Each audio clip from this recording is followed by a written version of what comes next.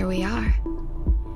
This is Sex Love Psychedelics, and I'm your host, Dr. Kat, bringing you psychosexual conversations that will leave you intellectually turned on and hungry for more. So this is so beautiful in bringing up the word female bodies, or identifying as women into this space, into this conversation. Like, man, there's still so much shadowness as this relates in sex and shamanism. So I want to touch base with that as we're guiding this conversation. The misuse of sexual energy. We're talking about the beauty of it, but there's also the misuse of this, and especially in whether it's in psychedelics, even in the therapy world, there's any of this, you bring in sex, there is the shadow aspect of it. So I want to talk about that. Yeah, I think that's a really good one to talk about. When we see, power, we're going to see the misuse of it. Yeah. And that is something we all get to navigate. Like, what happens when I have power in my hands? How do I utilize it? And I would say my experience in plant medicine, I was sexually assaulted by one of the medicine men that I worked with in the very, very beginning, right? Like in my first 3 years of sitting with the plant medicine work.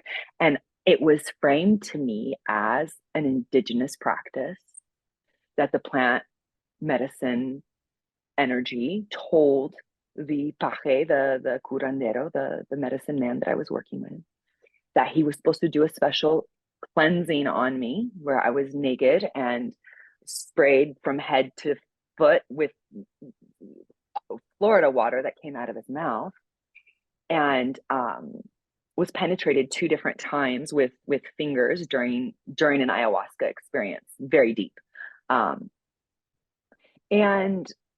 a few other like iffy things, like laying down with the medicine man during like nap time and like being told to go lay next to him, and just like these, it's more subtle. There were some very overt sexual assault happening, but then there was more subtle like use of power and use of my feminine presence to massage or take care of the much older medicine man. And I've seen this experience in a few different communities. I've seen it in indigenous and non-indigenous spaces. I've seen it where men are the ones who are overstepping the sexual boundaries. I've seen it where women are overstepping the sexual boundaries. But the main piece is in a medicine space, unless you're already partnered with someone, it is best to run sexual energy within yourself and yourself only. Mm-hmm. And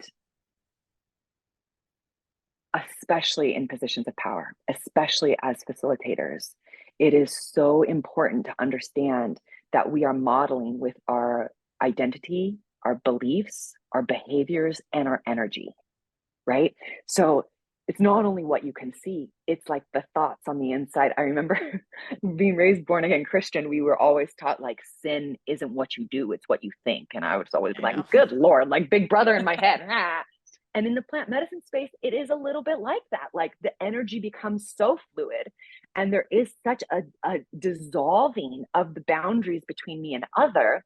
If there is anything in me that's looking to get attention from my sexual energy or looking to get validation from my sexual energy, and I'm either A, not healing it or addressing it, pretending like it doesn't exist, or unaware of it, right? Mm-hmm. Could be innocent too. That shit's going to come out sideways at someone.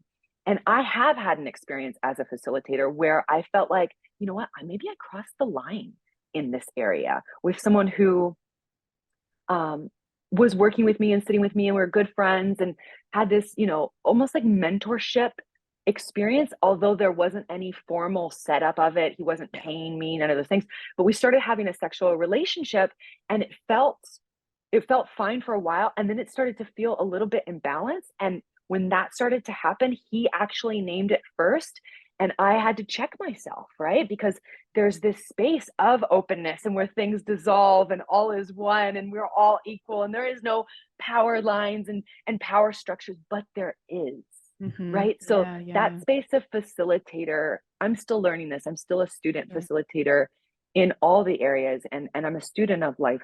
But this place of like acknowledging the power structures at hand, acknowledging that when we call ourselves or someone else calls us facilitator or teacher, that immediately puts us into a power dynamic.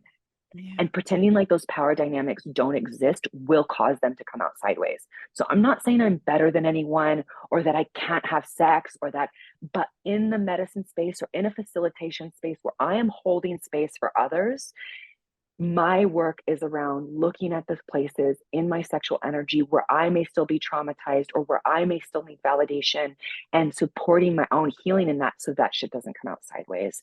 Mm. Um, I love and that for and I think anybody that's in that field. Yeah, therapists all included. Yeah. all This, we need to be looking at that big time. yeah, yeah. And it's so, and these are why we're having these conversations, because, you know, there is that space of when you're in psychedelics, when you're under the influence of medicine, there is consent is not, you can't give consent because you're in an altered state. So Exactly. having the clarity and having these guidelines set ahead of time can help to facilitate more safety. Absolutely. Absolutely. In what's happening in behaviors, like we won't touch each other, and then what's happening in energetics, we're learning how to run our sexual energy inside and teaching people, like just even a 5-minute exercise before going into an altered state of consciousness, even if it's just catharsis, even if you're just going to do emotional work in a group. I create containers where when we're going to do emotional energy in a group, there will be no sexual energy that's exchanged with each other. And for 30 days after our program, right? Like Mhm. inviting them into a full moon cycle because that catharsis is such a bonding experience that could be mistaken for attraction. Trauma bonding happens a lot, Yeah. I've noticed, in these workshop plant medicine weekend experiences when it's like, are you actually attracted to that person or did you both just heal something deep at the same time and are now looking to connect and trauma bond? Yeah. So just putting that in the space for practitioners and space holders of like creating safe spaces for people to run sexual energy also requires us to say what is not going to be happening so that people can actually open that up in a safe way. Well, that was fun. Thanks for tuning in, lovers. And if you want to experience more ecstasy and sexual liberation, head over to sexlovepsychedelics.com and learn about how you can join me for any one of my online or live events. And while you're there, grab my free guide on sex and psychedelics. Remember, this podcast is for entertainment and educational purposes only. Please contact your healthcare provider and local law before pursuing any of the products or psychedelics discussed. And one final note here. I make this show specifically for you. If you're loving the show, then be sure to leave me a review in iTunes or Spotify to let me know. Happy to be here and happy to serve. I'll see you next time on Sex Love Psychedelics.